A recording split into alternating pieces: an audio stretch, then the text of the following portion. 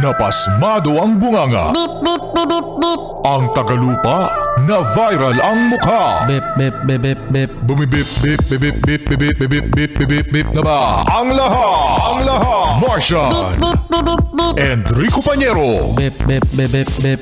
Beep, beep, beep, Bip, beep, bip, bip, bip, bip. Bip, bip, bip, bip, bip.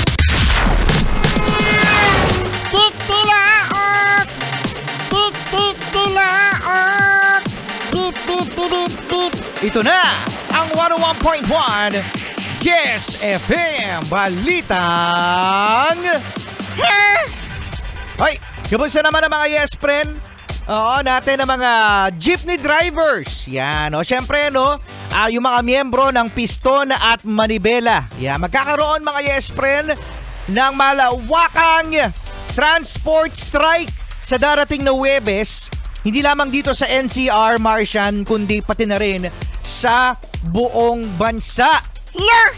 Bakit daw? Oo, dahil yan mga Yes friend, ano, sa patuloy na pagtaas ng krudo, dahil ang krudo mga Yes friend, bukas ay magkakaroon ng dagdag sa diesel ng 30 centavos hanggang 50 centavos per liter kasi diesel yung mga ginagamit ng mga jeep, no? Tapos sa gasolina tataas din mga Yes friend. Ito ay 10 centavos per liter. Ano ba yan? Ilang linggo na tumataas? Oo, ilang linggo na tumataas mga Yes friend, ano? At sa kerosene naman merong 10 centavos na rollback. Buti na lang merong kerosene. Hindi naman ako gumagamit niyan. Hindi ka ba gumagamit yan? So eto na nga mga Yes friend, bukod sa pagtaas ng krudo, nakikiisa ang mga Yes friend natin sa Piston at Manibela sa pagrarally laban sa katiwalian.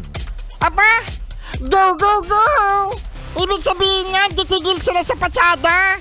Oo, titigil sa pasada sa Huwebes ang Piston at sabi naman ng Manibela mga Yes friend, 3 araw silang magtitigil pasada simula sa Huwebes, Friday at saka sa Saturday. Okay, Thursday, Friday, Saturday. At makikiisa rin sila sa darating na linggo, September 21, para naman sa malawakang rally na gaganapin sa Luneta. Titigil pasada. Ayan! Meron ng rason para tumigil din sa trabaho. Kaya ba ang way ng iba? Pwede no?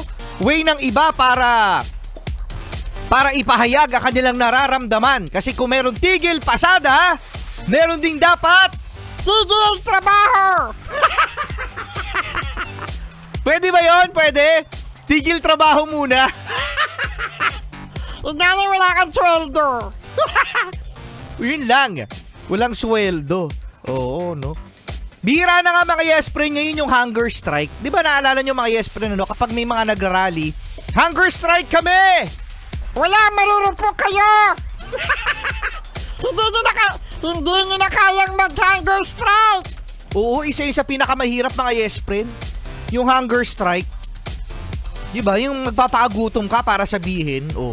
Tapos ngayon, syempre, yung pinagwewelgahan mo, ano sasabihin? Hunger strike kami! Sabi ng pinag-weldan mo, so? Nag-hunger strike ka? Pagkatapos sasabihin lang, Sir? ay nako, malaking rally ito mga Yes friend. Actually, no, malalaki na nga talaga ang mga rally na nangyari nung weekend. Halos araw-araw. May rally na mga Yes friend at mukhang magsasanib puwersa yan sa darating na linggo, September 21. So abangers tayo kung sino pa ang mga grupo na sasama doon. Ikaw Martian, sasama ka ba? Secret. Secret ka. Secret.